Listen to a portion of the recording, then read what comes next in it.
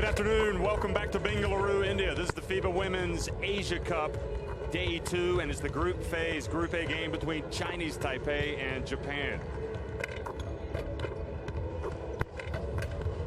Well, fans being entertained. It's some good basketball here in India, and Japan, certainly the three-time defending champions, whenever they play, raises eyebrows.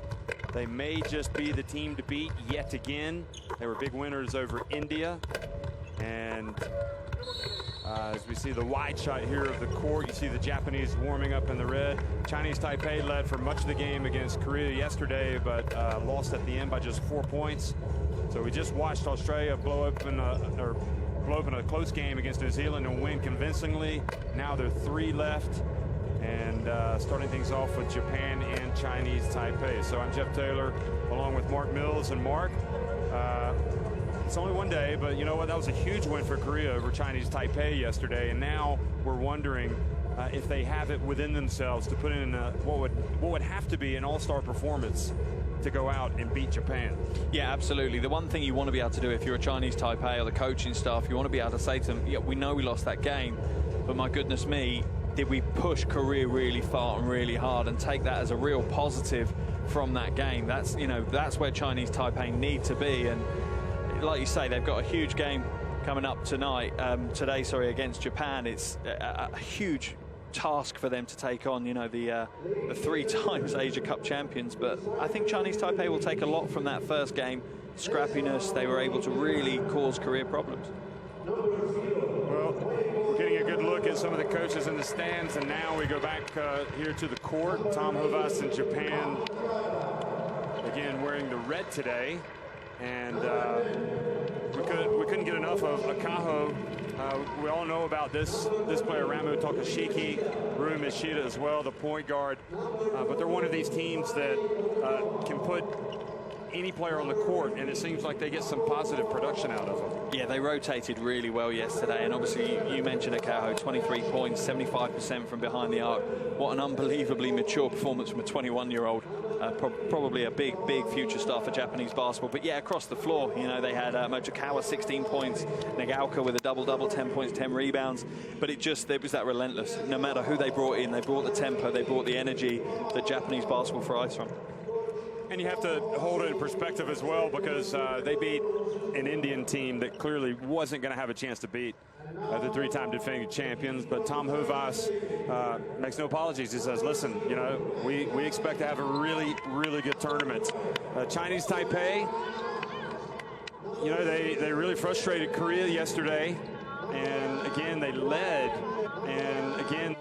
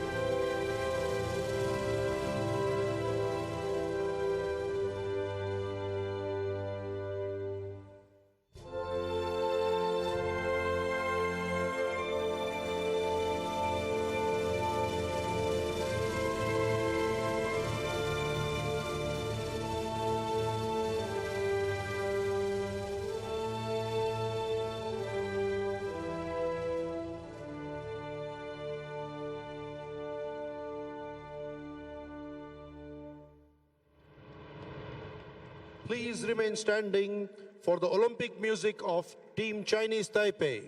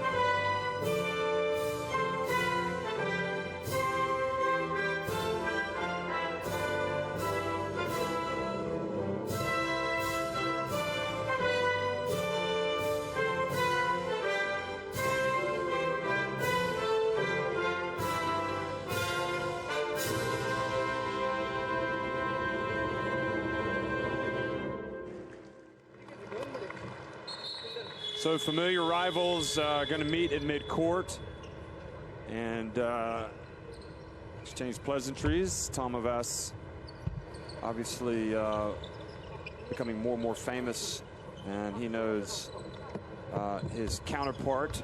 So it is going to be a big day for both as the referees get ready to go line up.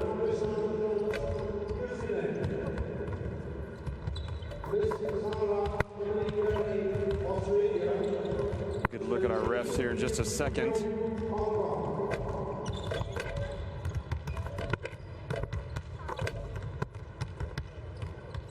No, they are there. Anyway, maybe we're just going to go straight to the rosters. There they are.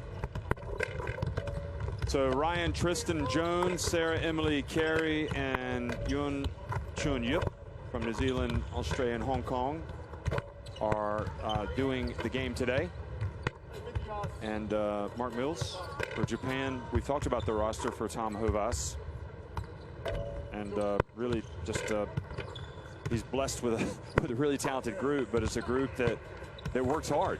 And Maki Takada, Ramu Tokashiki, Rui Mashida, Yuki Miyazawa, and Imawari Akaho will be in the starting five. Yeah, huge amount of talent, and no matter who he puts in the starting five, you know they're going to bring intensity, they're going to bring a lot of up-tempo hard work to the floor, so sport for choice. And for Ken Wagner's Chinese Taipei, take your pick, Huang Fanshan. Very good player. I expected a little bit more from Pong there. You saw briefly number 23. She came off the bench yesterday and didn't score quite as much as I anticipated. But number 10, the center, Chai, Huang Pongjin, Cheng Yisu in that starting five. Yeah, for me, the one that was slightly disappointing was probably Huang Pongjin. You'd expect more production from her, and she only had 7 points in that first game. Maybe expect more today. Pong Zhu Chen and Lin Yuting also in that starting five. So Havas putting his charges through their final paces. The final warm-ups will be tipping off in about 30 seconds. Havas was an assistant coach for 2 previous head coaches of this team. Now he's got the mantle. He coached obviously Japan to their title 2 years ago.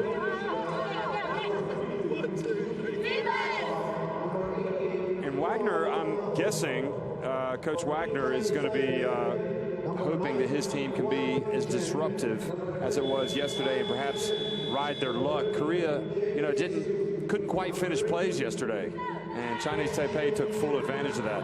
Yeah, they did. The word disruptive is exactly what Chinese Taipei did yesterday. They came to kind of spoil the party, as it were, and they certainly did that. The issue was they couldn't quite get it across the line.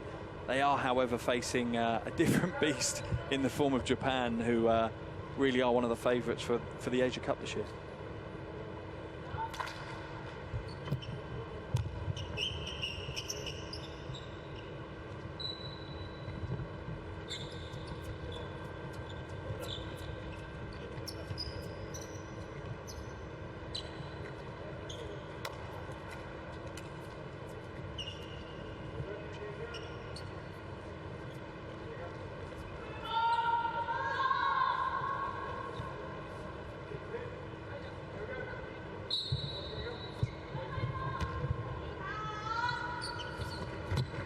Well, good afternoon and welcome to Bengaluru, India. This is day 2 of the Fiba Women's Asia Cup, and it's a game between Japan in the red and Chinese Taipei in the white. And Japan winning the opening tip, and we'll see if we get that Japanese basketball efficiency that we've grown accustomed to seeing here from this women's team the past several years. They start off with an air ball, so that's a good sign for Chinese Taipei. And Lin wastes no time running down, but misses the layup.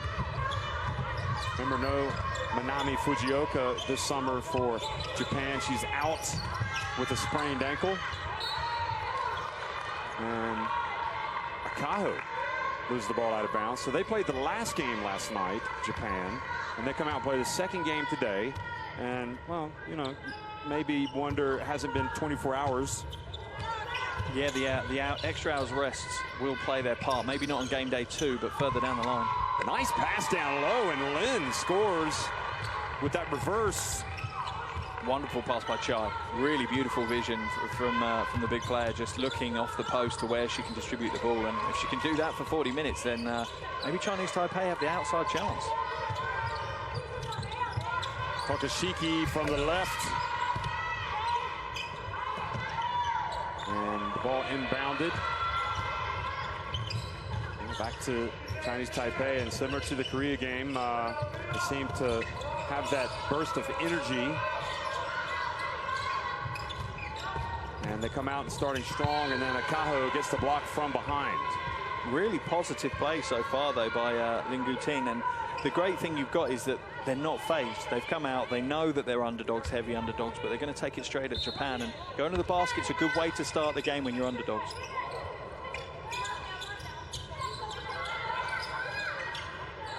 Pong, who came off the bench yesterday, misses from the left the open jump shot. They gave absolutely everything yesterday, Chinese Taipei, and just could not hold on and beat Korea. And they're doing a great job, though, starting here today against Japan, coming up with a steal.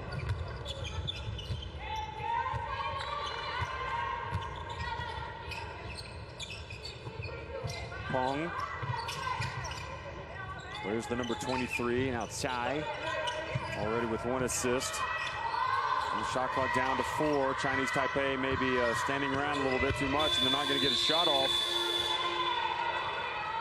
Yeah, too much time spent on the perimeter, not enough time kind of delving into the low post. You feel that Chai potentially has, you know, the option there in the low post to go to work, but they need to go to her a bit earlier than that. She needs more than a couple of seconds to do her stuff.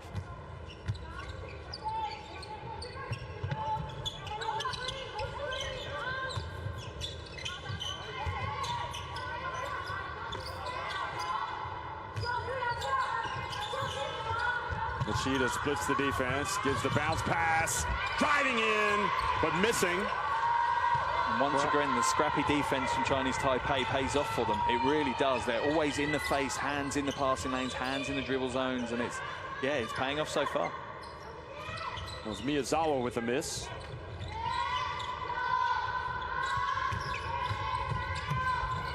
Now the jump shot from the line. Good shot from Huang Pengjin. And this low-scoring affair is perfect for Chinese Taipei. They don't want to get into a free-flowing, high-scoring game, because that's where Japan will be even more favourites than they are. And this is an area where perhaps Japan, if things get a little bit niggly, they can always post up Takashiki. Here's Takashiki going up against Shai, and you see Shai just all over her.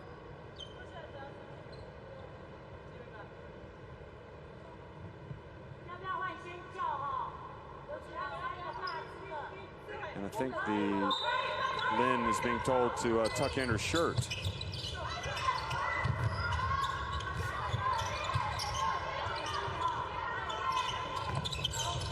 Quick pass to Takada. That's more like it for Japan. And well played by Takada. Perfect post positioning. She sealed her player out, so when she rolled with the power of the pass, the basket was just right in front of her straight away.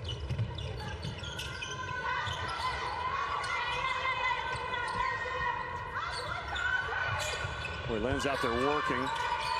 Spins, falls down, able to get it back to Pong, who puts it up from the baseline. Rui Machida with the rebound and is fouled by Lin.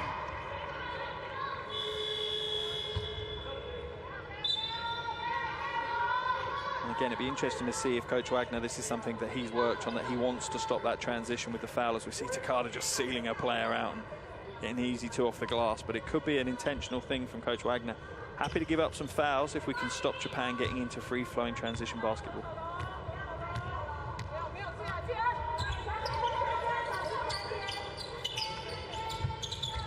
Takada tries to get it to Takashiki.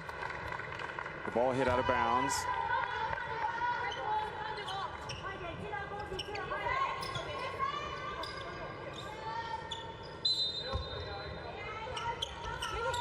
Yoshida getting a lot of, perhaps more minutes with Fujioka out this summer. Also, Asami Yoshida has retired from the national team. Offensive rebound and putback by Ramu Takashiki. And that is going to be the challenge for Chinese Taipei for the whole of tonight's game. Can they keep the likes of Takada and Takashiki off the boards? And also, can they deal with the Japanese pressure, because they turn it immediately into points. Here's my 2-2-1 press again that I love so much, though. Are they going to drop back out of it by the looks of it?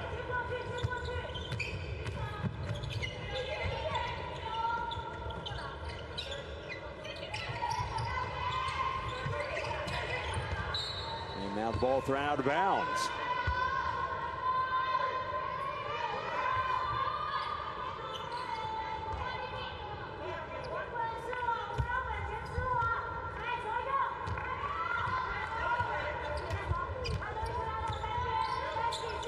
Japan big winners last night over India. That was no surprise. And Chinese Taipei losing to Korea. Now the referees, New Zealand referee calls timeout. I don't know if it's a clock issue.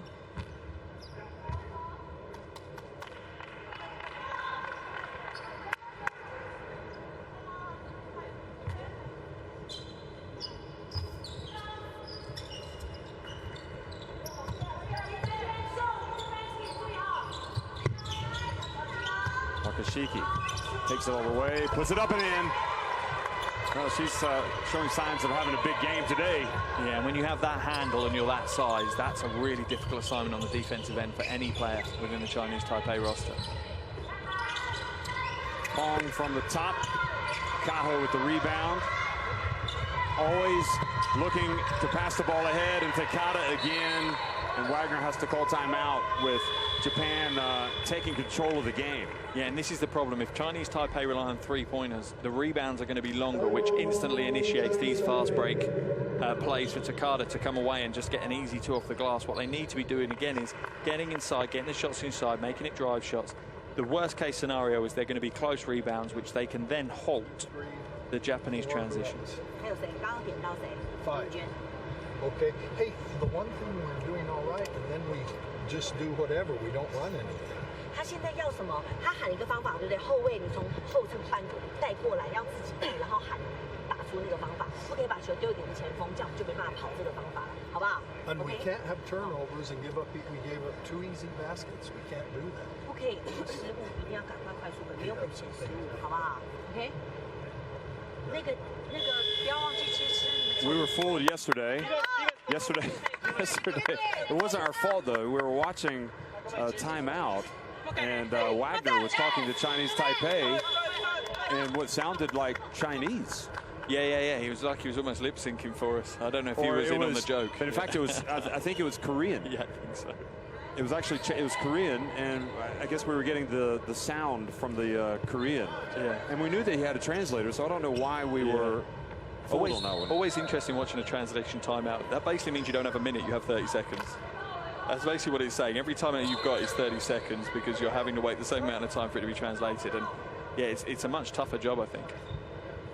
Although remembering when Tom Moore used to coach China, you didn't need translations for a lot of his exhortations. Some of the better coaches, you don't need translations. You get their body language loud and clear.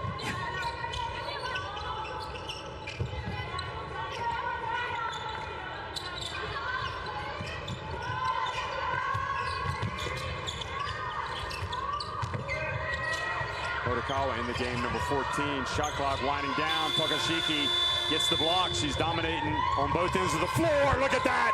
Beautiful transition off the block shot. And this is exactly what we're talking about. Chinese Taipei cannot let this game open up. They need an old school half-court grind-out style of game if they want to come away with a shot win here. They can't be free-flowing. Huang, well, they'll take that any day of the week.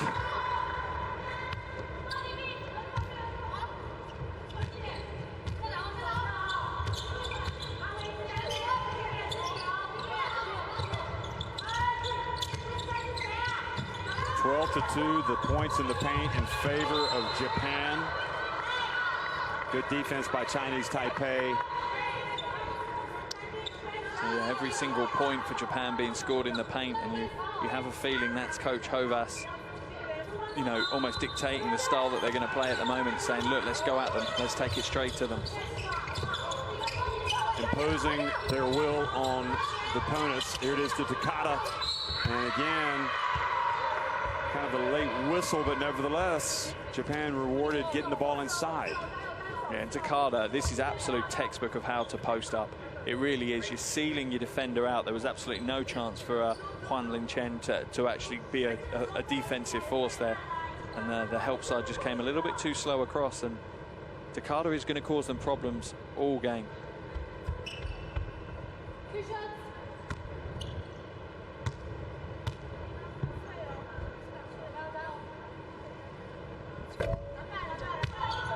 Takada with that early miss, and Wagner just trying to get his team to do the basics in terms of boxing out on these missed free throws.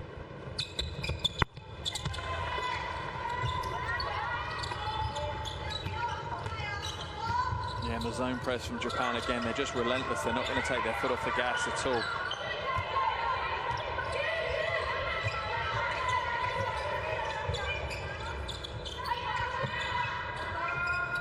Long from the right corner, brings a little bit of rain, and just like that, it's a three-point game. And Chen Wei-an then, perfect example of what to do in that zone. Quick over-the-top pass. Takashiki this time got to the rim, but left it short.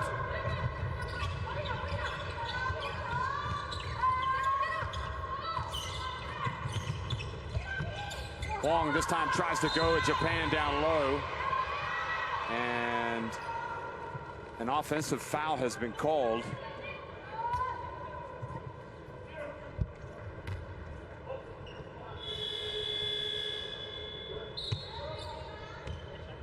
And it is indeed on Chinese Taipei's Han Ya-in.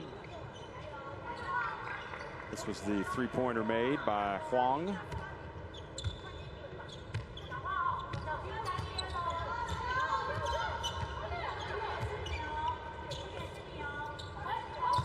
Here's Takashiki again, says, I'm going to turn this into my own personal layup drill.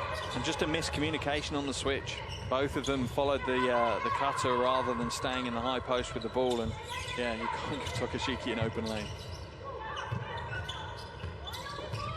Good defense that time by Japan's number 27, Hayashi. And another layup and converted by Motohashi. Yeah, they're just taking it to them. They're not even looking for perimeter shots now. They know that there's angles and there's lanes that they can get to the basket reasonably easy at the moment for Japan, and Chinese Taipei need to close it out. I don't know, maybe a zone defense is worth switching into, if, you know, forcing China to take some further away shots, some lower percentage shots than they're getting at the moment, but they need to change something up on the defensive end. You watch this Japanese style of basketball and you just applaud it, and you know, why don't we see other teams try to copy this style? Yeah, if you're a neutral, especially in Asia, if you're a neutral, watching a team like Japan is an absolute joy. If you just like basketball, watching Japanese women's basketball is absolutely wonderful to watch. It's free flowing, it's exciting, it's fundamentally sound, and you know, wonderful exhibition of how basketball should be played.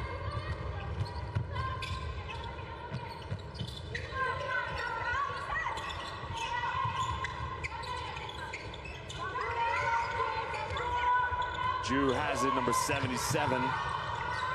Now the pass telegraphed. Akaho just takes it and goes in and is fouled by Ju. So Akaho will go to the line.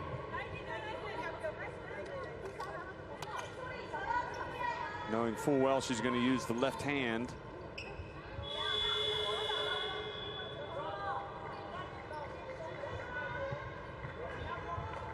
Takashiki's going to get a break, and in comes Nagaoka wearing a face mask. So great minutes from Takashiki. Yeah, she had a big first game, 10.7 boards, and she has such a pedigree, Takashiki, and you know, as we get closer and closer to the crunch time of this tournament, that she's going to rise and rise more and more to the surface for Japan. Oh, there's no question. You know, if you start looking ahead to potential meetings with China, with Australia, for example, she's going to have to play well.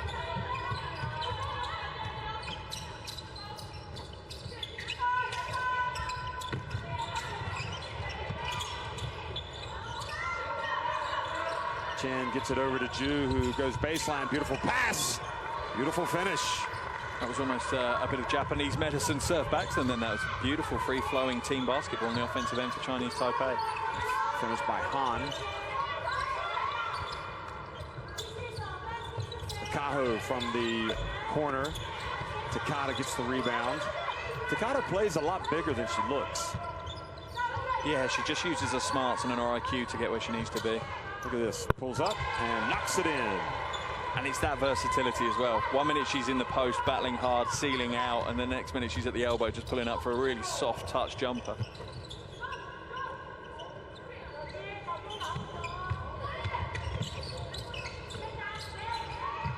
Kahu almost going for the interception again to take it the other way.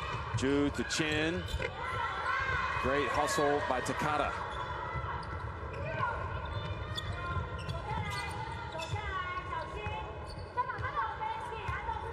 See what Japan do here in the final 12 seconds. They'll have a play drawn up. They will have practiced. The final seconds ticking off the clock in the first quarter. Motohashi to Takada. And good defense by Chinese Taipei to knock it all away. And not a bad attempt by Han. And that is how it finishes. So Chinese Taipei trying to stay within touch right now as Japan on top 21-12.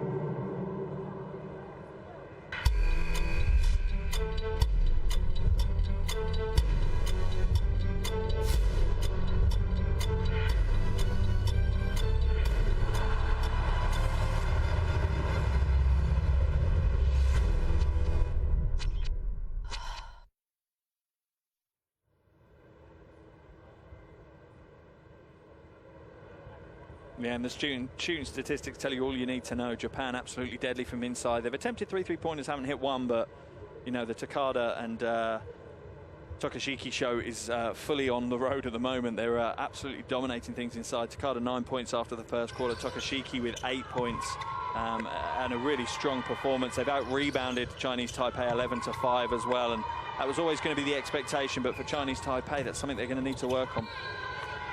It's really interesting watching Japan because, you know, when you reflect back on their World Cup campaign last year where they had a disappointing run. I know they had high expectations, but they did not have Takashiki.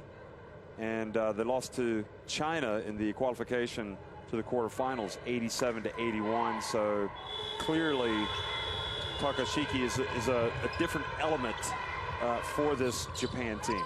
Well, she changes things up. That's the thing with a player like Takashiki. She causes you, if you're playing against her, such issues defensively because you know she can step out and shoot some range. She's also got a quick handle, so you can't overplay if she's going to shoot. You can't, you know, jump on her too hard because you don't think she's going to go past you, because she will. And if she needs to, she'll go back to the basket and go old school, you know, and put a post move on you. So causes you so many issues that you usually will have to double team against. And again, that opens up everyone else in the Japanese team to score. Well, she's back in the game now, number 10, Takashiki. And she really does play with a nice blend of power and grace. And when you think about this Japan team, you think about speed, you think about relentlessness. Now, we've got like another issue here with respect to the game clock. Just, I think, reminding them you got to start it. For some reason, it stopped.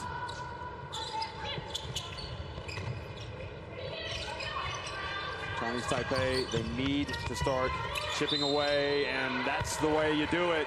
Getting the short little jump shot inside by Chen, and she will go to the line. Yeah, Chen's one of the younger players for Chinese Taipei, just 23 years old. Had a reasonable first game, 6 points, and she's one of those players that you think potentially she could step up, take a bigger role in this tournament, and maybe lead them to a shock win or two. Her attempt rims out, but good hustle there by Wu Yingqie. So Now Chinese Taipei get it back and a potential 4, even 5-point trip down the floor. Wong says, why not? I've already hit a 3, and I'm going to make it another one. So it was a 5-point trip down the floor. And it's 21-17.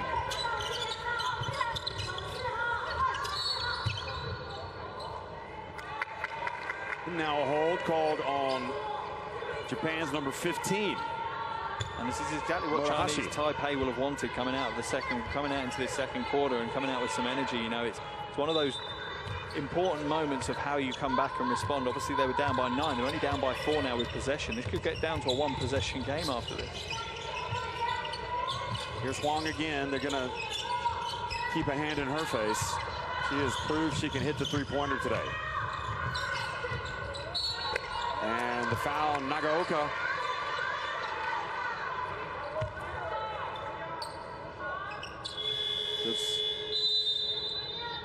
Good spot. All those. She released the ball, but got her on the left arm. Yeah, no real surprise, Japan calling the timeout now, Coach Hovas. A wise man, he's been around the block a few times in coaching terms, and he knows that it's important to stop the flow of Chinese Taipei at the moment.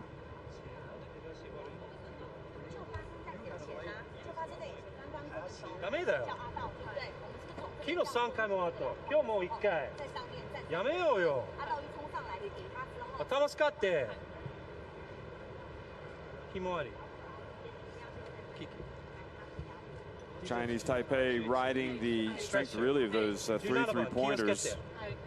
And it's Wong who's doing most of the damage for them from 3-point range. She's really got a lot of arc on that shot. Okay, let's go. She's doing all the damage, 3 from 3 from outside for Huang. And, you know, you live by the 3, you die by the 3 is probably the famous saying, and you don't particularly want it to be all going through one person's hands either if you're going to rely on the 3 to keep you in the game. But Chinese Taipei will be taking some confidence from this, not just for this game, but for the tournament as well, that they're rolling with some of the best teams in the world and they're not backing down, and they're causing them problems as well. Maki Takada having a nice game herself with 9 points, 3 rebounds.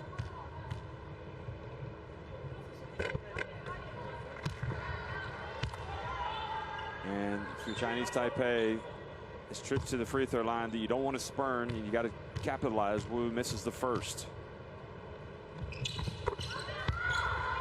Gets the second to fall.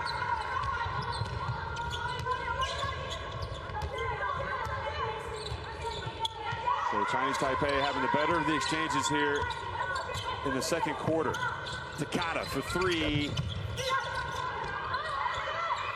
And I like that, as we spoke about earlier, Chinese Taipei moving into a zone and saying to Japan, okay, you've shown you can score inside, but now we're going to limit that. Can you score from outside? And the Japanese trying to pick up their defense, but they leave open the 3-point shooter, and it's Wu who drills the 3, gets a little help from the basketball gods, and they've tied it up 21 apiece. Yeah, they're shining on Chinese Taipei at the moment. So, yeah, the outside is being Chinese Taipei's friend. Takashiki puts it on the deck, left her feet. I'm not sure she knew exactly where she was throwing it. Well, I think she was throwing it where she expected a spotter up to be. What you'll usually have in those kind of offensive situations where you know someone drives to the basket, you'd expect one of your teammates to go to the weak side corner. It's almost like a given that there'll be someone there. You don't even have to look in most systems.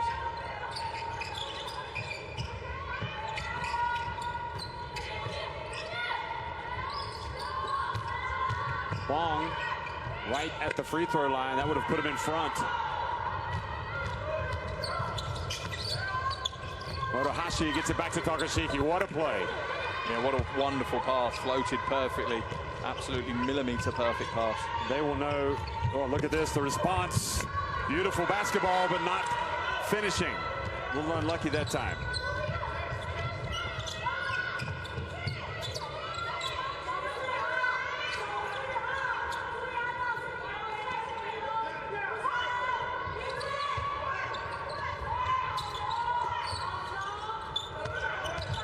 Miyazawa loses the ball. Here comes Wu. Wu decides to go in and misses a shot, gets it back, and doesn't go up strong enough. Miyazawa with the rebound. Yeah, needed to go towards the basket, not try and fade away. Little pump fake and jump into the defender, and he probably would have drawn a foul.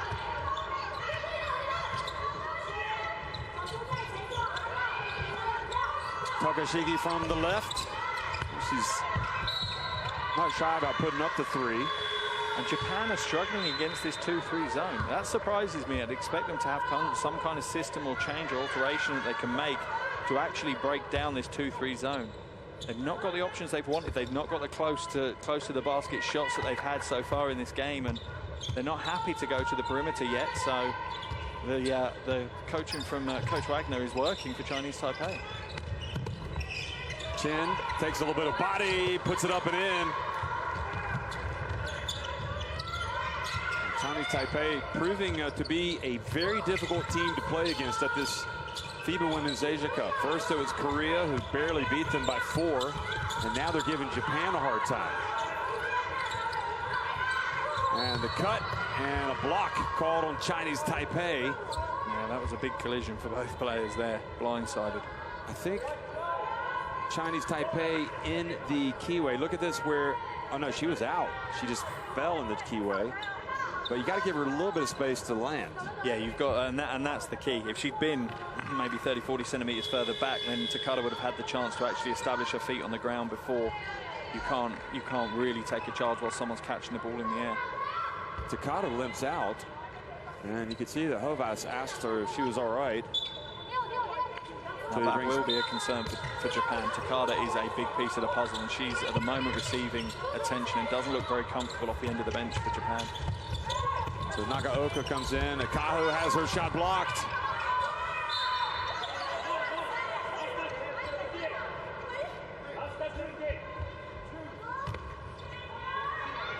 Here's Akahu again.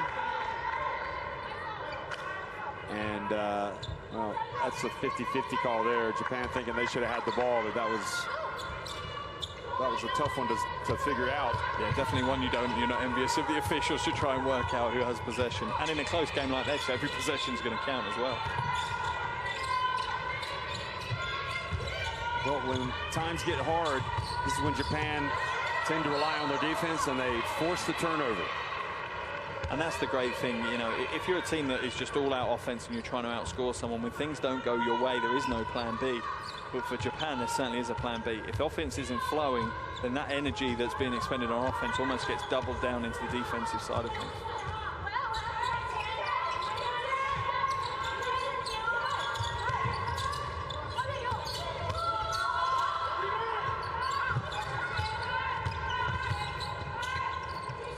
Akahu for 3, misses everything, and actually hit Miyazawa and went out of bounds. So Akahu not quite as accurate today. And good sign for Japan is that Takada has come back into the game, and Nagaoka has retreated to the bench. Well, on the defensive end for Chinese Taipei, then Han Ya-in just absolutely chased down the shooter. That wasn't an easy shot for Akahu at all. She was really under pressure to take that shot, and that's not something that she had yesterday. Well, Coach Wagner's just brought in some replacements. Tsai, Ching, here's Pong, who's just come off the bench.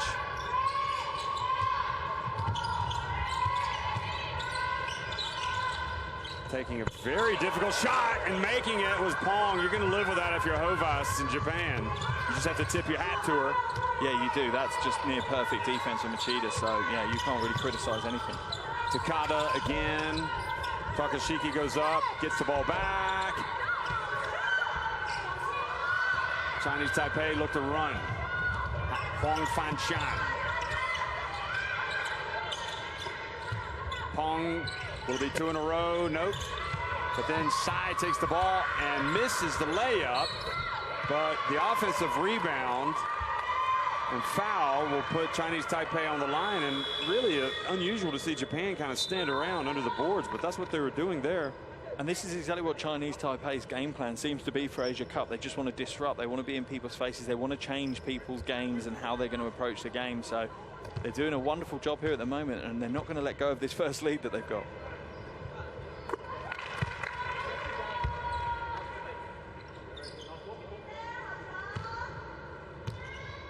I think the introduction of Maoli for Japan is going to be important now, though.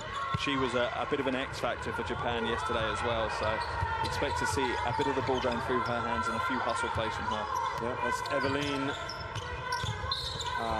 Maoli. She's checked in. She's a good, especially a perimeter shooter.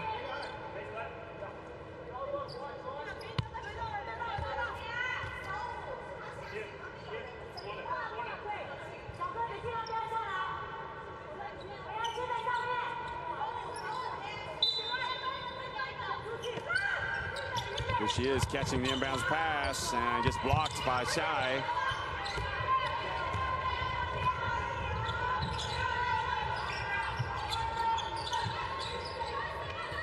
I know we're early on in this game, but if Chinese Taipei were able to take the win, that would send shockwaves through this tournament. Absolutely. Chai's and Takashiki says, not in my house, and look at that. And then it triggered a break, but Evelyn could not hold on to it. Maoli goes out of bounds. Yeah, Maoli would already, I think, seen the box score tick over 2 points before she'd even caught it on that one. And she'll head straight to the bench. A really short stint from Maoli. You think she comes out because of that mistake? I don't know. Maybe she's harboring an injury and she's just taking a few moments here and there in the game. I'm not sure. She played a bigger part yesterday and she didn't underperform. Tsai left open. Takashiki rebounds. Look at the quick pass by Machida. And again, they pass it so well, and it's finished by Takada. Give the assist to Motokawa, number 14. And this is how Japan will win the game. They want to get out running. They want to be in transition. When the game is nice and spread and the floor's nice and spread, they're absolutely deadly. Well, that has to be one of the plays of the game. Pong. Pass cut off by Akaho.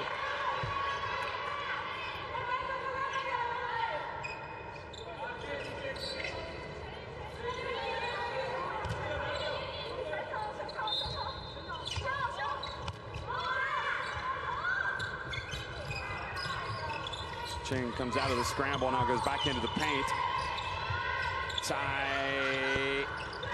And then Ching gets the offensive rebound. And Chinese Taipei are battling away on the boards.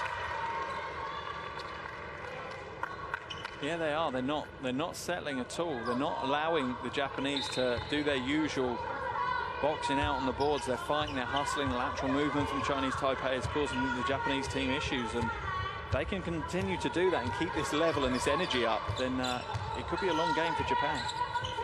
Now Chinese Taipei in the 2-3 zone. And Tsai runs at the shooter. Takada gets in there for the rebound, is strong with the ball and goes up and scores. Yeah, and Takada does what Takada does, and she's just an absolute warrior in that low block for Japan. Now the defense, and Takada forces almost a turnover, but good job by Chinese Taipei to gather the ball in and maintain possession. Pong has it knocked out of her hands by Takada. Machida fouled by Tsai. Boy, Machida is just electric in the open floor, isn't she?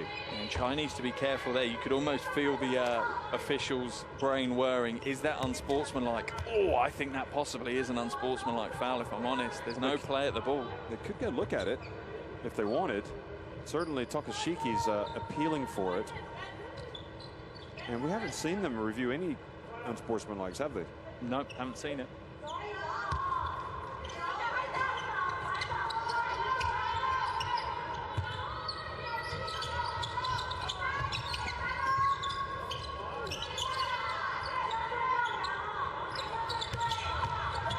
Rui Machida, bounce pass. Takada wasn't quite on the same page.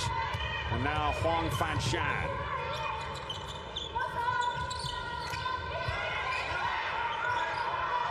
Skip pass over to Pong on the baseline. Huang with the rebound. Pong open for three. And Chinese Taipei have gone back in front by 3. Japan are really rattled right now on both ends of the floor. They're coming down, they're facing this tough zone defense. They've not found a way to break it yet.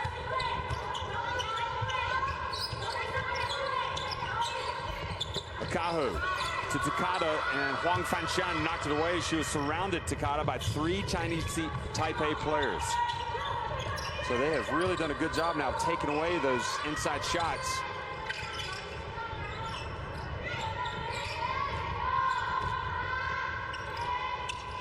Huang from the side, Chai picks up the air ball, and is fouled! What a sequence. And she'll go to the line now. And the thing that I'm loving about this, the body language from Chinese Taipei isn't that this is a surprise to them. It's almost like this is what we do. Are we not the favourites for this game? That's how they're approaching it. Wonderful to see, and it's given us probably the best spectacle of the tournament so far.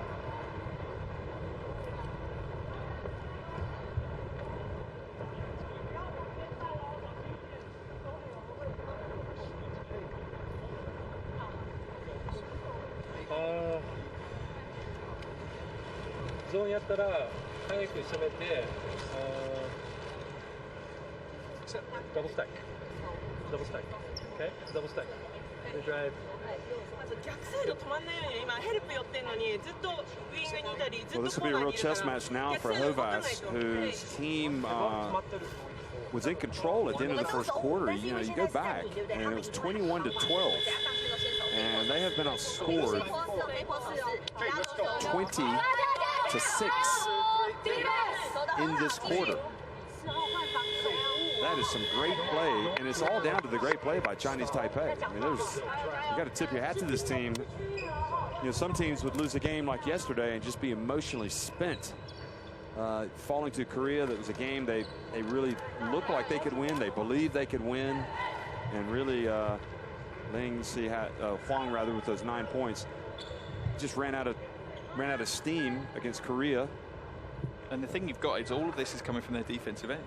It's really bizarre to see the Japanese don't have a solution to a 2-3 zone. You think it's kind of in everyone's locker that, okay, they're running 2-3 zone, this is how we run. We're either going to screen one of the top defenders and create a lane to drive, or we're going to overload to one side and kind of unbalance the defense. But we're not seeing either from Japan at the moment.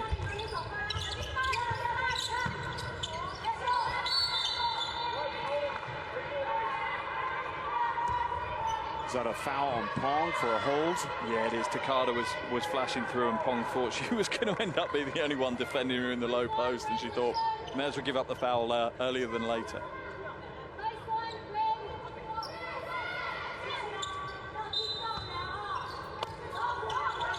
.14 on the shot clock.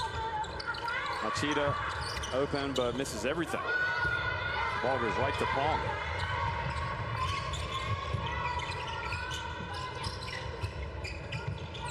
Chinese Taipei, self-inflicted turnover there, but still they get it back. Tai out-hustle Japan. They're just faster to the ball right now. Good tie-up by Takashiki. And that was close to a 3-second violation as well.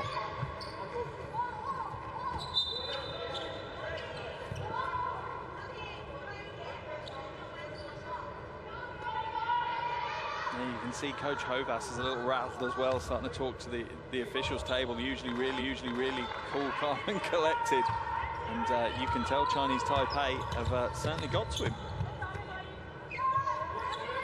So the final minute, final 30 seconds, in fact.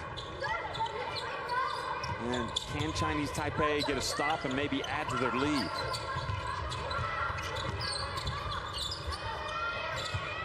Kaho goes off 1 foot late in the shot clock, and sure enough, it's Chinese Taipei, perhaps with the last possession. Ching puts it up on the baseline, and kind of a flat shot, but they'll take it. They were impressive, outscoring Japan 21 to 6 in the second quarter. Chinese Taipei showing they can play this game as well. They go to halftime leading at 33 to 27 over Japan.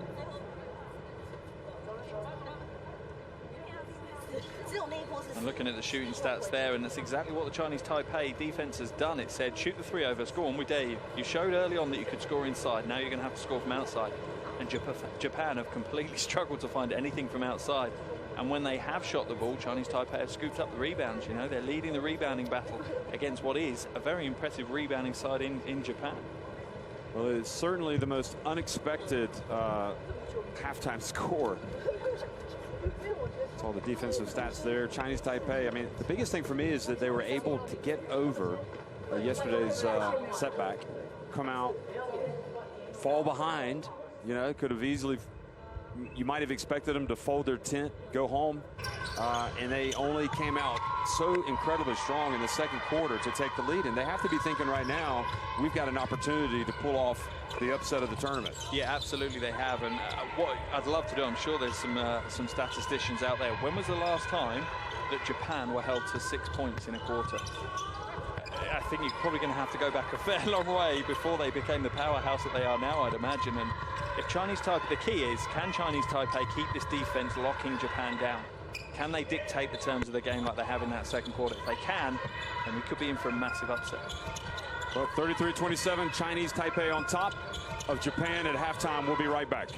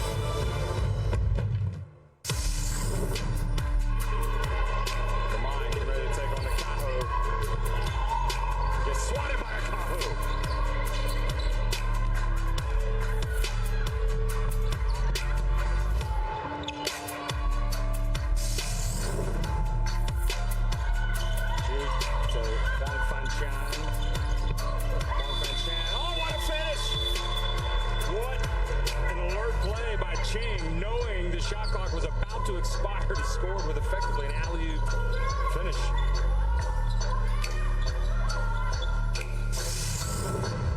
They get it to Yang.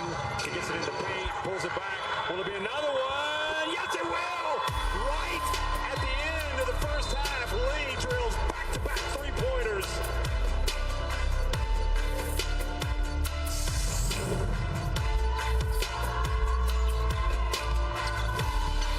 There's a nice drive and a basket right before the shot clock expired from Bernardino.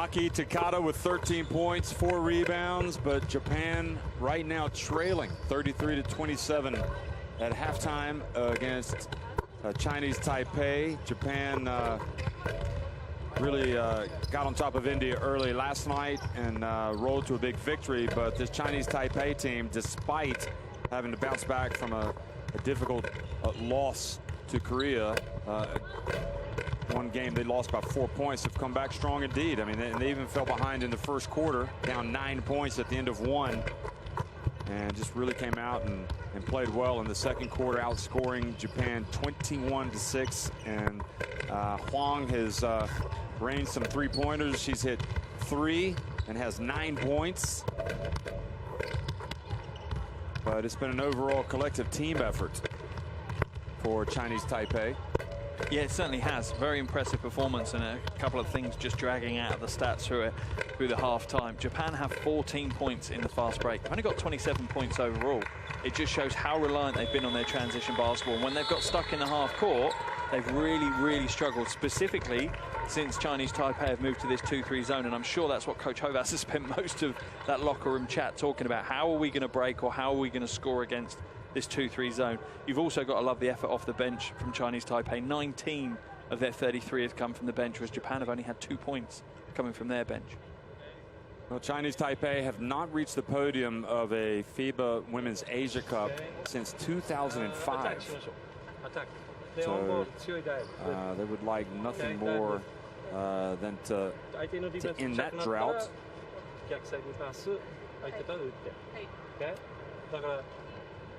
Got a lot of games to play before then, obviously.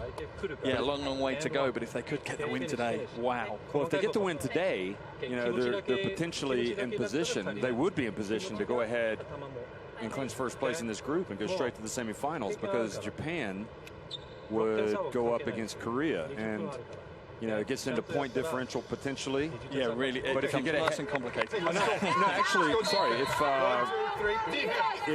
Korea, if Japan, because they have the loss to Korea. Yeah. So if Japan were to beat Korea, it would then be a 3-way tie potentially for that final.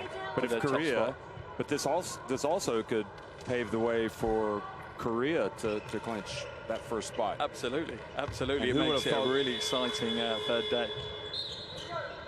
But they've still got a lot of work to do. I mean, you know, you don't want to write off Japan.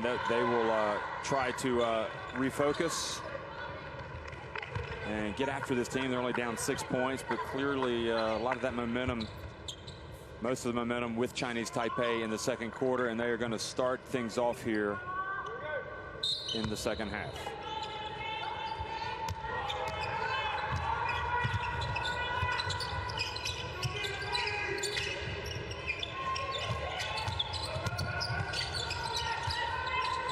So Chinese Taipei on top by 6 here in the FIBA Women's Asia Cup on day 2 against Japan, the 3-time defending champions. And Lin goes hard to the basket and earns a trip to the free throw line. And I'm loving this motion from Chinese Taipei, because that's what it's creating. It's creating lanes to the basket, and it's really quick handoff screen motions that they're running. And the likes of Lin is absolutely flourishing when she gets that opportunity to slash to the basket. And Akaho, probably the top player for Japan last night against India, but hasn't really made as much impact today, whereas Lin has been terrific. But say that about all the Chinese Taipei players. She makes just 1 of 2, but the lead is the biggest of the game for Chinese Taipei, 7 points.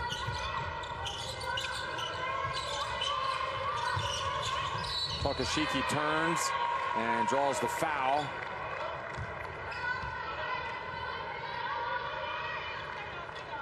Took a shot to the neck. Watch this. Well, she was holding her neck. Maybe it was an unusual movement.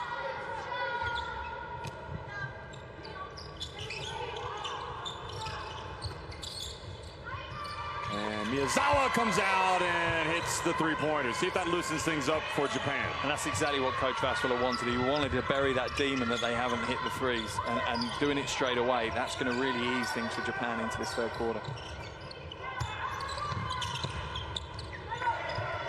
Good D by Japan, and Pong not able to keep the ball on their side of the court, commits the backcourt violation, and that was obviously Japan's defense.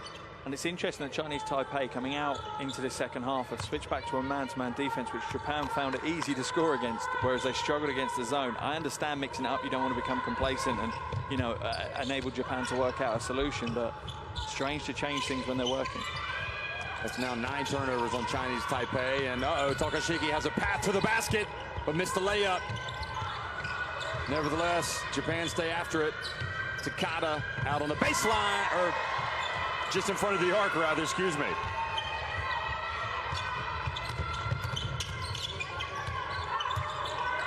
$15 points for Takada.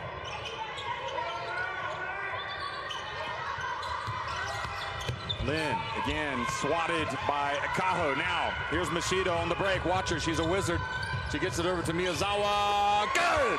And a different Japan has emerged from the locker room and have taken the lead. Excuse me, they've come back to within 34-32. It started with the defense. Akaho with the block, and then Machida is off to the races. No, Japan has taken the lead. It was just slow. The point's slow to register. I thought they had. And Akaho goes over to the bench, and all of a sudden, everything looks good for Japan. What are we running on offense? Motion. Well, get open and cut hard. Catch it inside. 传完球之后，全速的去走这个空位，好不好？哦，传 Hey, 球。 our biggest problem though is defense. We got to get tough. 我们的防守没有延续上半场的那样的。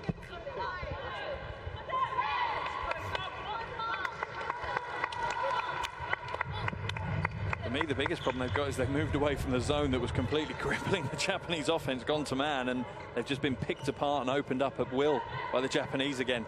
First thing I do is I go straight back to the 2-3 zone. Until Japan can prove they can break it, I'm not changing. That got me the lead. That got Japan on the ropes. That got them rattled. Why change things that are working?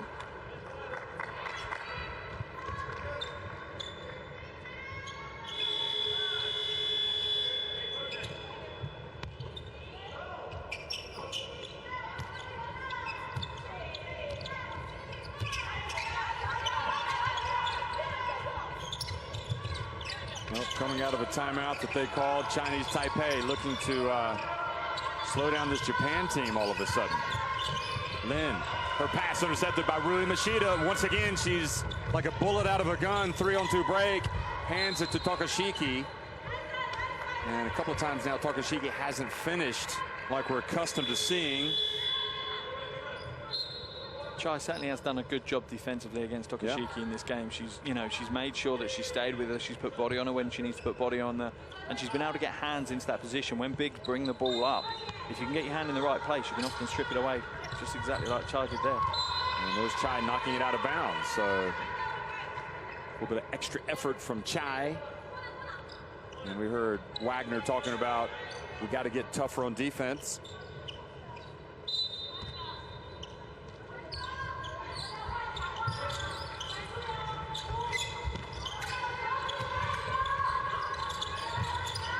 Over to Miyazawa again. This time misses. And Huang Fanshan brings up the floor, but trapped. And steps out of bounds, turns it over. Good D by Japan. When in doubt, go to the defense. Yeah, Huang Fanshan's teammates didn't really do her any favors there. She got trapped in the corner, and Chai was still in the backcourt. She wasn't even progressed into the front court to help her out at that stage.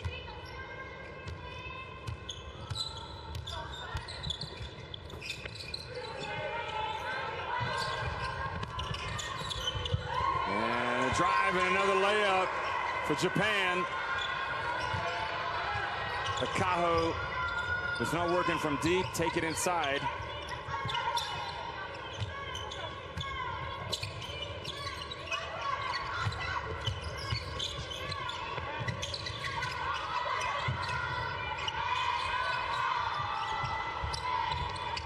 Surrounded down low by the Japanese defense, and Chinese Taipei once again not able to get the shot off.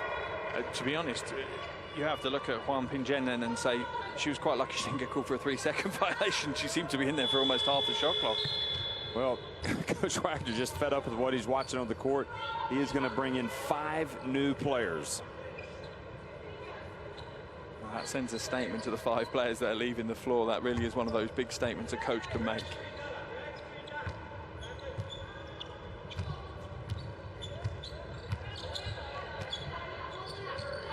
Machida reverses direction.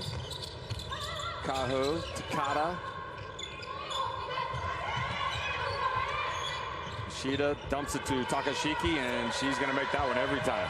Yeah, and she will. While they continue to play man-to-man defense, they're going to make that one every time. If she'd received that ball in a zone defense, she'd have had 2, probably 3 Chinese Taipei players leaning all over her, and that's why she was struggling in the first half. The game has completely turned around now for Japan, leading it 39-34.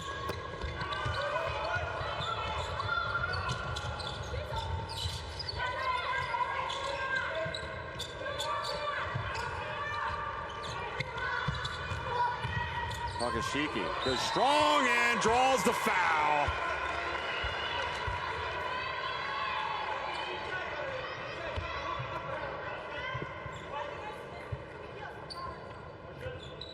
Took the contact, and you could see the quality in the player in this play here. Fouled by Wu Ying-che, and the 3-point play for Takashiki takes her numbers up. And the issue Chinese Taipei have got is if they're going to continue playing man-to-man defense, they're going to have to help. They can't just play straight-up man defense. They're going to have to double. They're going to have to step across, and they're going to have to rotate really quickly to make sure that open players aren't left. And Akahu might have been guilty of pushing off there.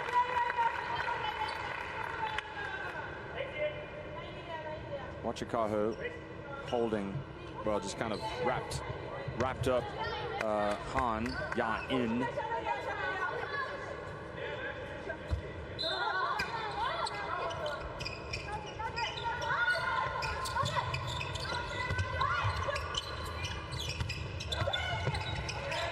Who takes it in, back outside to Huang. Boy, she has brought her shooting shoes today. My goodness me. And how much did Chinese Taipei need that shot at that exact moment, though? And then Japan turned it over. And then the no-look. Wu trying to take it all the way. And Japan reach in, go for the steal, but commit the foul. Japan had started before that 3 from Chinese Taipei. That was a 15-1 start to the 3rd quarter that they've had.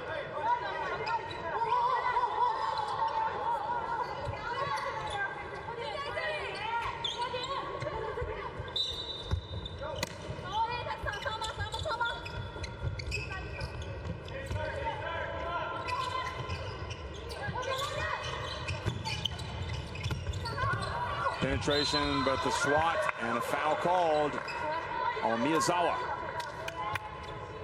Good pressure applied by Chin going to the basket. And it's, you know, from a Chinese Taipei point of view, it's exactly what they need to be doing at this stage. They need to be going to the basket. Things aren't going their way on the defensive end. They've struggled offensively, and they need to earn some trips to the line to maybe just kickstart this offense.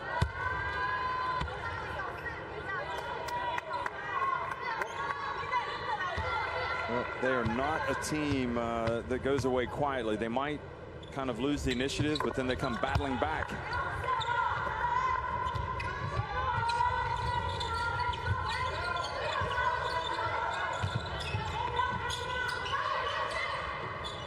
See if they can get another stop on defense. Nishida over to Miyazawa, same spot, different result. That time she had a hand in the face. But then Chin just didn't collect the ball, and it was a costly turnover as Akahu goes in and makes the layup. Chin just fumbled the ball away.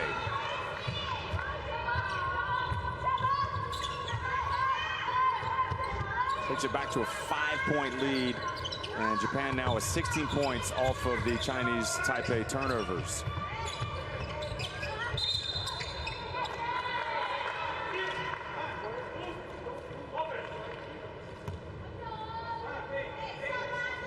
turnover for Chinese Taipei, and this is where it's going to cost them. Making these kind of mistakes against teams of the quality of Japan, when you've been able to put them on the ropes, is absolutely criminal. You have to take every possible opportunity, and needless turnovers will cost you the win. And now an offensive foul called on this end.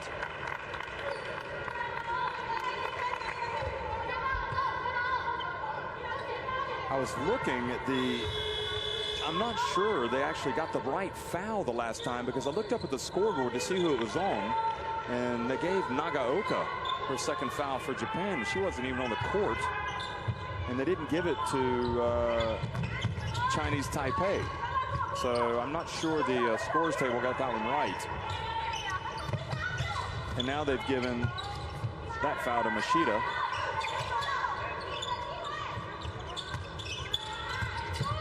You can see that Japan now have 5 fouls as well.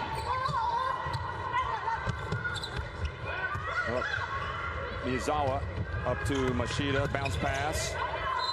Ball goes out of bounds. And this isn't the worst phase of play for Chinese Taipei. It's a pretty bad phase to watch at the moment. It's exceptionally scrappy, and quite a few mistakes coming into the game, which is obviously partly due to maybe being a little bit fatigued. But Chinese Taipei aren't going to be overly upset with what Japan have done so far to have a little scrappy few moments in the game.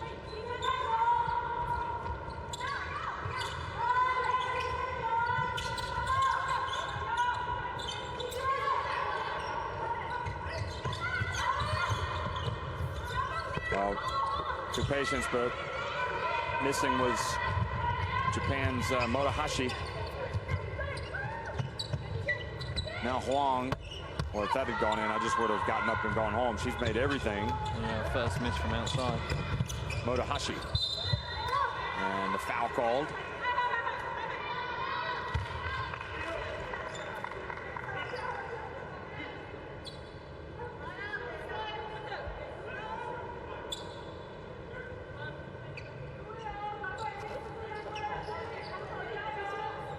Three fouls on Han. Only player on 3 fouls for either team, though, which is, from a neutral's perspective, great. You want to see players on the floor. You don't want them sitting on the bench with foul trouble and coaches having to manage that situation. You want to see the best players going at each other. And as we get into the final 13 minutes, it should be a close finish by the feel of it. Japan's players always have the best celebrations on the bench after made shots, made free throws.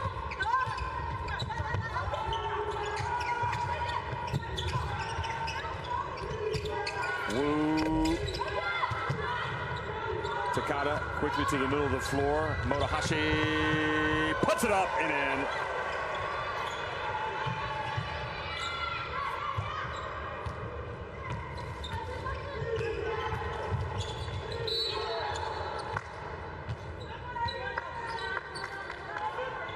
Yeah, 21-6 quarter for Japan, and they've really asserted themselves back on this game, and it's all come from the offensive end that they've got confidence back, and you know, you can almost sense that they feel that, yeah, they're back to be favourites again after Chinese Taipei gave them a little bit of a shock in that second quarter, holding them to just at 6 points. Yeah, it's you kind of feel like with Chinese Taipei, it's kind of a missed opportunity here, the way they've just kind of lost control of the game in the third quarter. And for me, it all stems from the fact that they've played the entire third quarter with man defense. They gave up on something that was absolutely causing Coach Hovas nightmares. It really was. If they'd lost this game, he'd have been dreaming about 2-3 zones for the rest of the day. That'll be something to ask him after the game.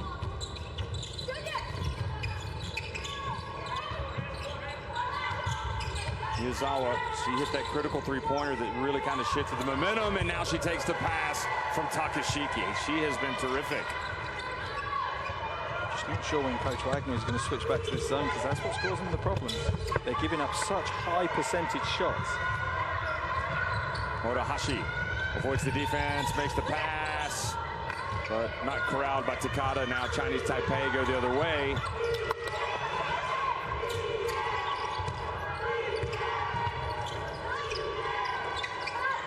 Chin open. And Miyazawa with the rebound.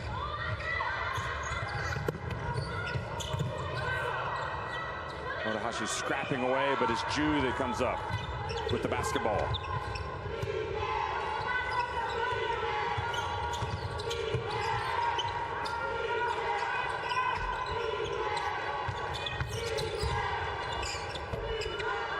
And Chen just doesn't finish. Good strong move.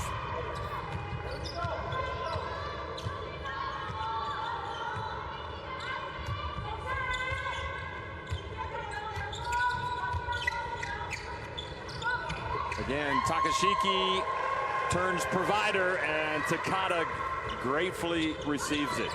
She has that advantage, Takashiki, where she can look over the defense and just deliver the perfect pass.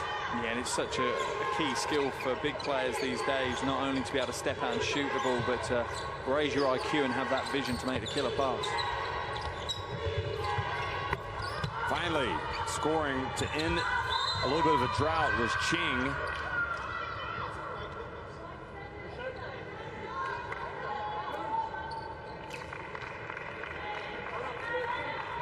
Again, almost desperation measures there from Chu, and it was all just down to, you know, wanting to make a difference, make an impact in the close of this third quarter. But all she's gone and done is sent, is it Takashiki to the line? No, it's not. It's going to be Motohashi, and it's not where you want to send someone.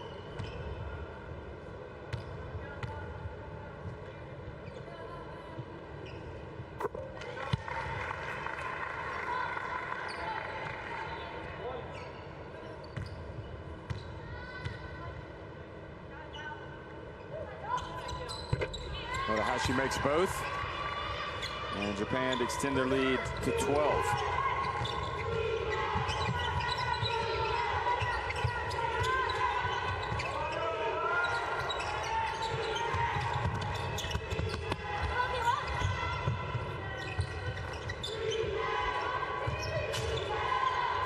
Chen to Ching. Ching gets in. Right play. Wise move from Motohashi. Slow it down now. Take the last shot of the quarter. Try and finish the quarter on a high, because they've had a wonderful third quarter so far. 12 seconds ticking off the clock. Motohashi. Akaho. Well, they got it to the end of the shot clock and the end of the game clock as well, but she shot an air ball. Nevertheless, Japan will settle for that display. At the end of three quarters, Japan on top now, 54-42.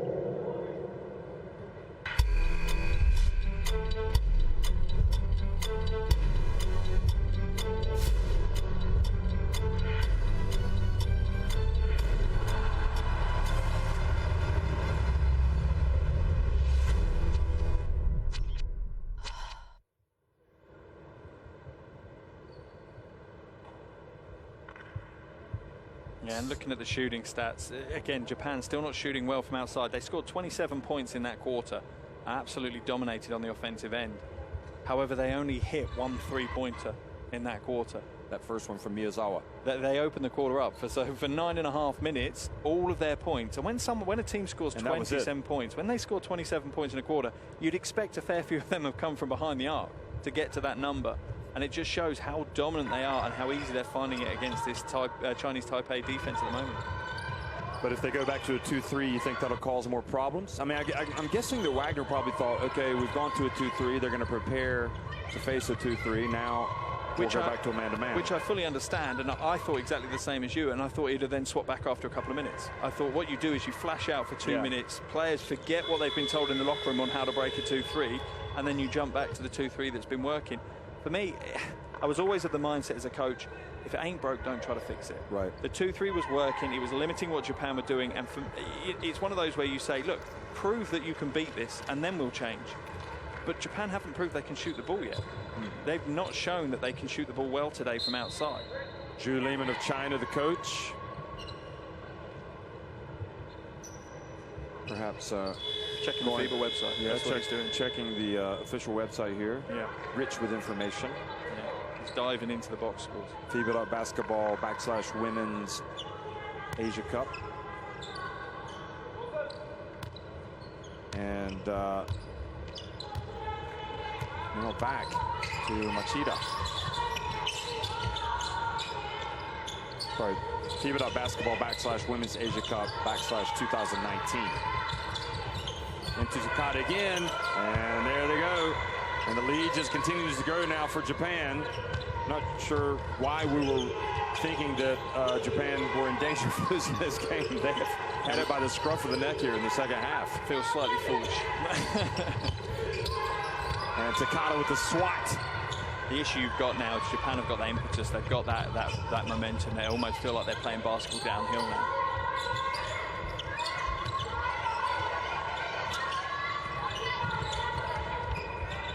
Takada playing very strong.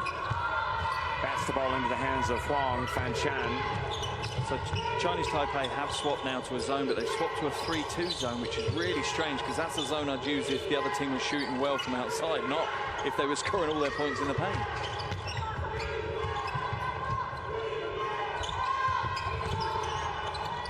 Huang on the baseline, and Akaho grabs the board. Under 9 minutes to go. Miyazawa for three.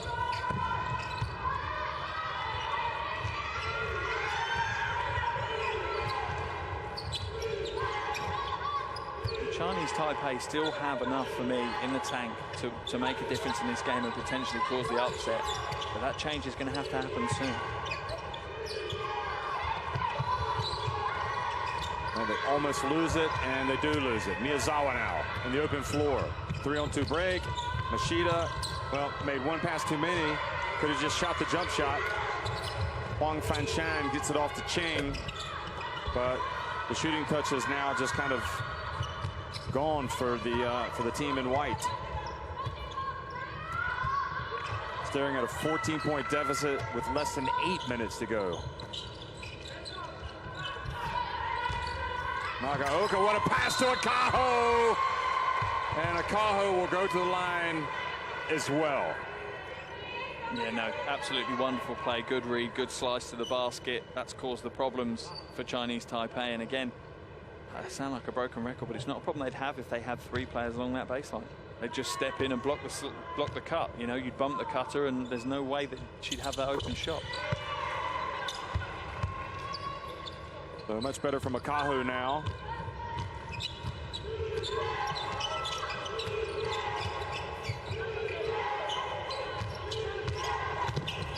Huang goes into no man's land.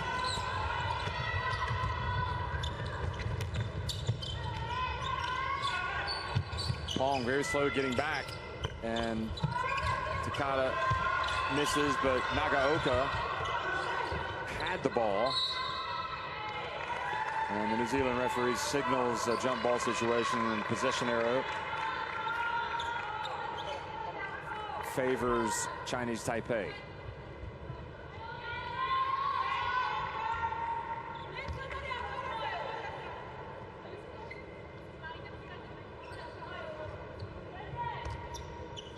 It's a big few moments for Chinese Taipei now. They made such a run of it in that second quarter, really put the Japanese to the rack, and now they've had their medicine served back to them in the third quarter. I mean, look at the points in the paint number. It's gone up to 40 points for Japan now, and just 10 for Chinese Taipei. And the issue you have with Chinese Taipei, as we see a replay of the foul, is that their offense seemed to stem, the confidence they have in their offense stems from this defense. You know, it seems to be cause and effect. If they're playing good defense, they seem to be a lot more fluid, a lot more energetic, and you know, effective on the offensive end as well. Huang Fanchan for three.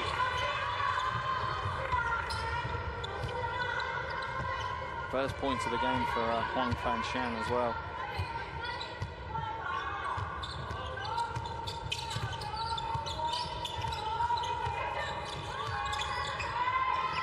Takada open, follows the miss.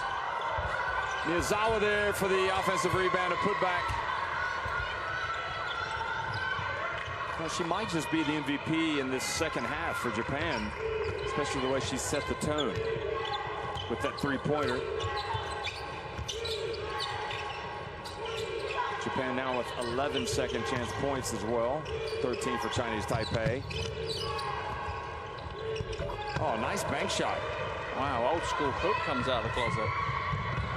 But Nagaoka beats Chinese Taipei down the floor on the fast break.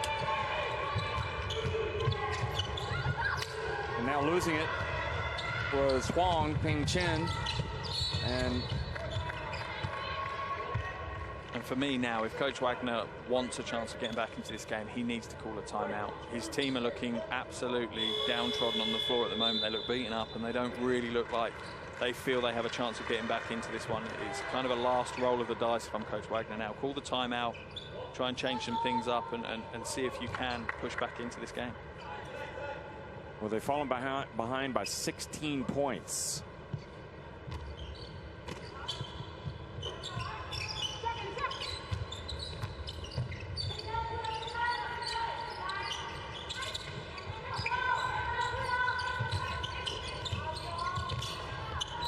Miyazawa again.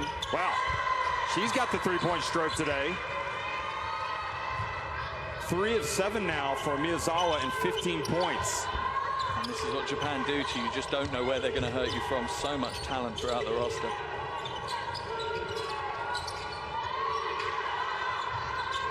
Wang Fanchan looks for space. Back to Chai. And Nagaoka knocks it away from Pong. Machida, oh, maybe took an extra step.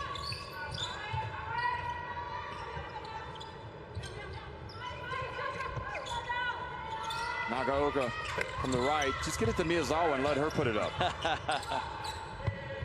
The old school coaches play. Get it to a specific player and let him shoot. Well, get it to the hot hands. Yeah, definitely. Definitely right now. Oh, Machida feeds Takashiki and not able to quite make the layup. But one thing that you don't want to discount as well is if Korea are watching this game, they might be thinking, well, maybe the way to go at Japan is to play the 2-3 zone. There's Takashiki, the replay of that. Or Australia, for example, for down the road. Although I can't see Australia sitting back in a 2-3 zone, to be honest. No, I don't think they'd have the same problems. They probably match up. It's not in their DNA either to play zone. And you look at Kayla George, she'll match up reasonably well, and you know they've got players in their roster that will match up, and a bit closer than Chinese Taipei. But I think it certainly showed some weaknesses within the Japanese roster that maybe could be exploited in other ways, be it doubling down into the post and trying to put pressure when the ball's being passed in or when the ball's actually being received. And I'm sure a lot of other coaches are picking away at this game tape, as will Coach Hovas. No doubt we'll be trying to find some band-aids for those weaknesses and those issues he's had today. Well, there's both the Chinese coach and the Australia coach or assistant coaches up scouting this game right in front of us behind the commissioner's table. We can see him. Saw that Takashiki now with 16 points and 9 rebounds, make it 18 points and 9 rebounds.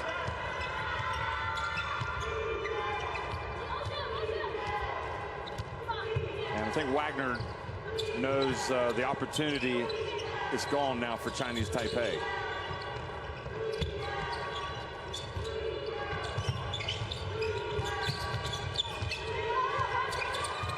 Chen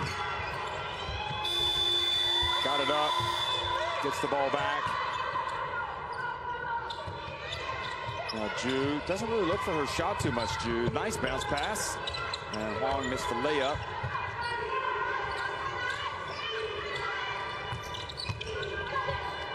And boy, that was a tough finish from Han. And you're seeing some great heart and some dedication from the Chinese Taipei players at the moment. But they were, like you say, you feel that the opportunity's just been missed. They had such an opportunity to create such a big upset, a wave in Asia Cup basketball. And like you say, not just the upset of the tournament, potentially upset for quite a few tournaments to come. But for now, Chinese Taipei, it makes their last game, their last group game tomorrow against India, absolutely huge.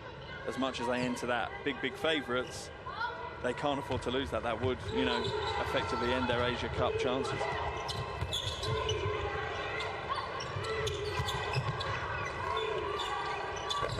And Chen's shot, nope, doesn't fall in. So the way it's kind of shaping up is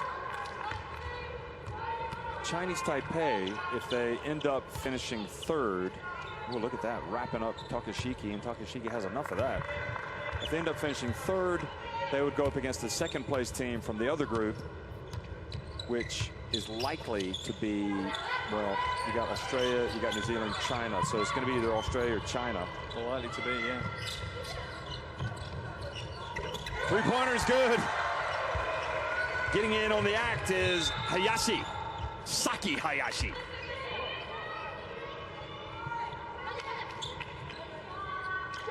Yeah, so far the results have gone pretty much as expected here at the Asia Cup, but you have a feeling there's going to be a few wrinkles before we get to the final.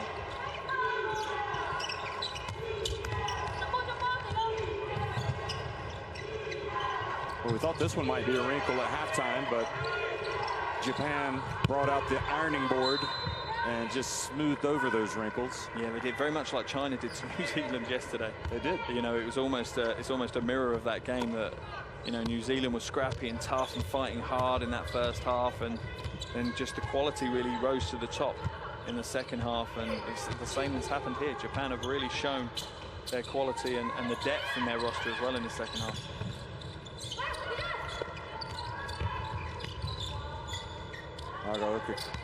Picks the ball after a difficult pass and then goes up. Put too much English on it.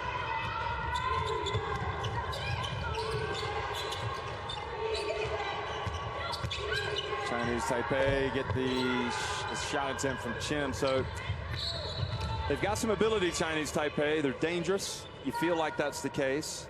And they just seem to be lacking a little bit. And whether or not it's, again, if it's the decision to get away from the zone, which is what was working. I don't necessarily have an issue with that. I think switching to the man, I think the issue they've got is, I don't know whether there's a cohesion problem or communication problem. They're not playing man as tightly as they should because they're slightly undersized to a certain degree and under strength. They're going to have to rotate. They're going to have to double down into certain situations or double across into certain situations. And to do that when you're playing man means you almost have to be psychic with your teammates. You need to know when they want you to come across. You need to know where you're coming across from. And everyone needs to be clear where they're rotating and which way they're rotating. And in the man, that doesn't seem to be present for Chinese Taipei. In the zone defense, they seem to work really well as a unit, but just in man, they seem to lose that cohesion.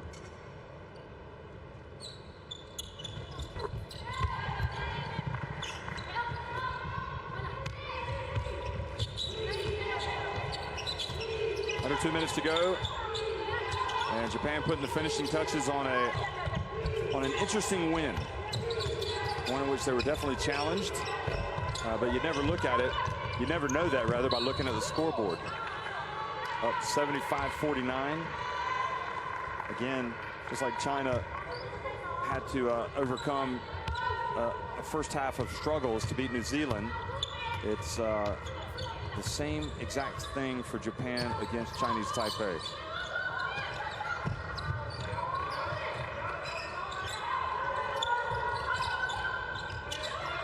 Murahashi with 7 on the shot clock.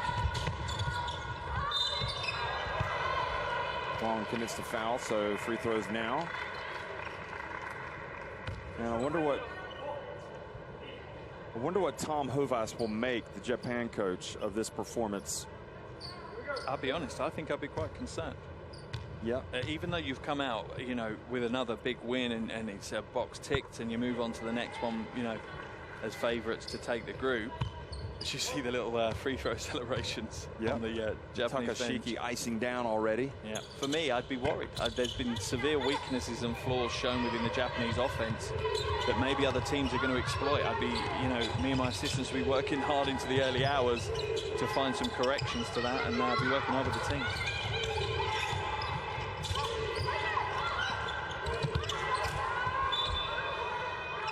These other coaches owe a debt of gratitude. Thanks to Coach Wagner. Yeah, absolutely. So kind of like pulling the curtain back. I mean, Hovas might disagree. You might think that they, obviously, you know, you're not going to run through every opponent steamroll. Then you're going to have some situations that arise. And almost from Japan's point of view, you'd rather it happen against Chinese Taipei in a group game than, say, against China or someone like that in a semi-final. That would be an awful lot worse for them to come against a team like that, where they might not be able to fight their way back into the game as easily as they have in the second half here. Remember, Japan will be the host nation for the Olympics next year, so they know they will have their team there. So they want to go into that tournament on the back of an impressive show here in India. Japanese fans have made the trip all the way from home to Bengaluru. All smiles from Takada on the right and Takashiki on the left.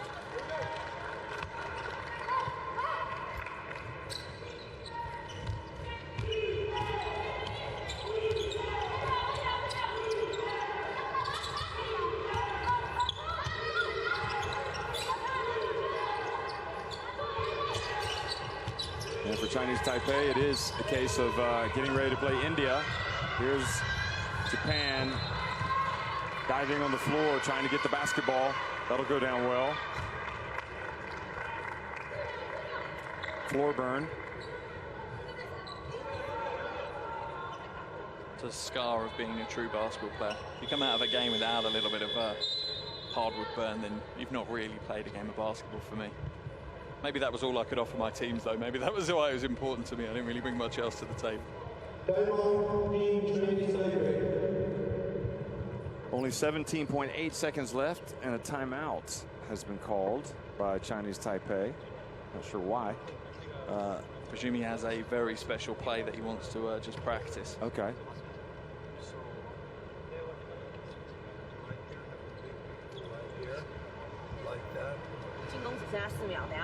You come around here. You can see it's been all Japan in the second half.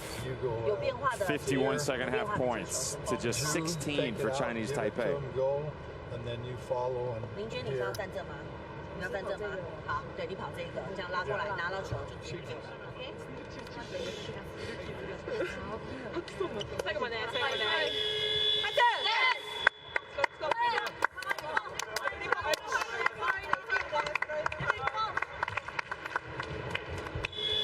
Japan not even really having a timeout, then just taking a few seconds off.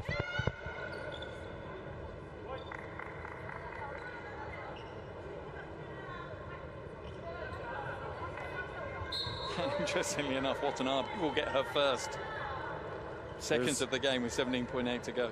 Miyazawa there looking on, one of the stars of today's game.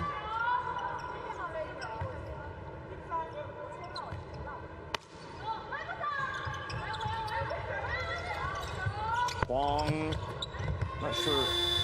Well, final 9 seconds. Ju drives in, had the perfect look at the layup, just didn't make the shot. Well, a tale of two halves, really, especially for Chinese Taipei. They were on top in that second quarter, and there was only one team in it after the break.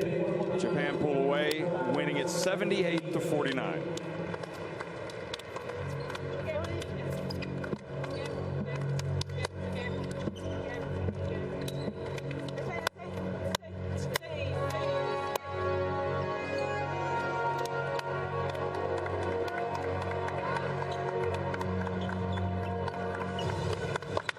I don't even think the die-hard Japanese fans will have predicted a second half like that. I think they'd have been slightly worried after that first half, but Japan again showed exactly what quality they've got and why they are tipped as one of the favourites, I suppose.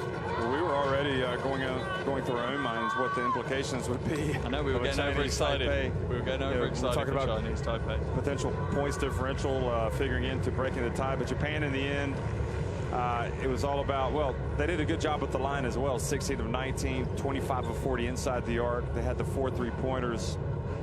All this coming after the break. Yeah, for me, it was all about the inside, though, of Takashiki and Takada. And you see that from the rebounding numbers as well, 45-31. Win for Japan on the boards as well. But they won't be happy again with the turnover situation. 18 turnovers to Japan.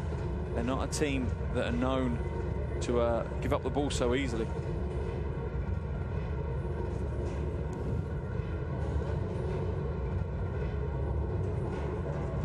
Coach Wagner just walked past us. He's like, why do we have to walk through the mix zone on the other side?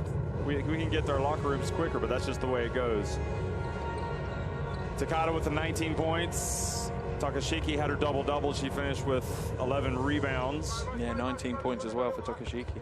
So, and Miyazawa, in addition to her three-point shooting spark and also her points, 15 points, she had those 2 steals. And really that 3, although I have to say, there's nothing quite like seeing Rui Machida. It was much like Manami Fujioka last time, seeing Rui Machida in the open floor. She is fun to watch. And to be honest, that whole second half, we talked about it before as a neutral, it's just wonderful to watch when the Japanese team get in full flow. You know, when you see they're confident on both ends of the floor, they're hustling hard on the defensive end, which is sparking some transition basketball and really selfless transition basketball as well, which, you know, speaking to Coach Hovas, that's obviously key to them, that they are a team unit and they're going to work harder than anyone else that takes to the court against them.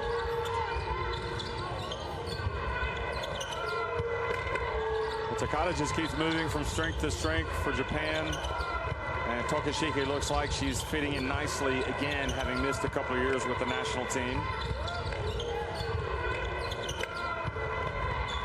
But it's you just never know who it's going to be. It was Akaho on opening night. And today it was Miyazawa who came out and really made a difference. You pretty much know that Takada and even Takashiki are going to be in the wars every day, and Rui Machida. So, you know, maybe some of those bench players for Japan are going to have to really be big contributors for them. Well, they definitely will be against the likes of China, Australia, when they come up against the superior opponents. At least that's what we anticipate them being. Yeah, absolutely. I'm interested from my point of view as well to see, obviously, this is the Chinese Taipei Challenge kind of sent to one side. Korea tomorrow is a different looking kind of challenge, and again, how has the first half affected Japanese confidence potentially, and what plans will Coach Hovas work at over the next few hours to put in place? Because I'm sure Korea and their coaching staff will have watched this game and their eyes will have lit up a little bit, because some gaps, some spaces within the Japanese dominance is starting to show. It was really interesting at halftime when you looked over at the Japan bench, and after the Japan players had already gone to the changing room, having lost that second quarter and been kind of reeling a bit, and Hovas was over there with his assistants, and he was just looking, he was like drawing diagrams or something, you know, trying to figure out a way. It was almost as if he was like a crash course. I've only got like 3 minutes, I got to figure this out. Yeah. And I guess as a coach, that's what you have to be able to do. You got to be able to make adjustments on the fly. Yeah, you see, the thing you've got is the whole thing with breaking the zone defense. Not many people are used to doing it. Players are less and less facing it, particularly if they're playing, you know, stateside, for example. They're going to be even less used to playing against the zone defense. They're going to have no experience of it. From a coaching point of view as well, you know, it's important that you know how to do that, and finding, like you say, the quick break is really important to Coach Hovas going forward.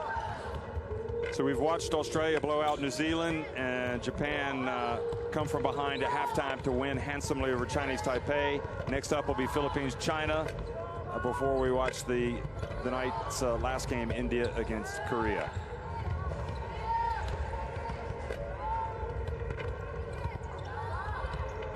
And those are the standings. Japan now on top, 2-0. Korea at 1-0 and in second place. Chinese Taipei down at the bottom. Thanks for watching. We'll be right back.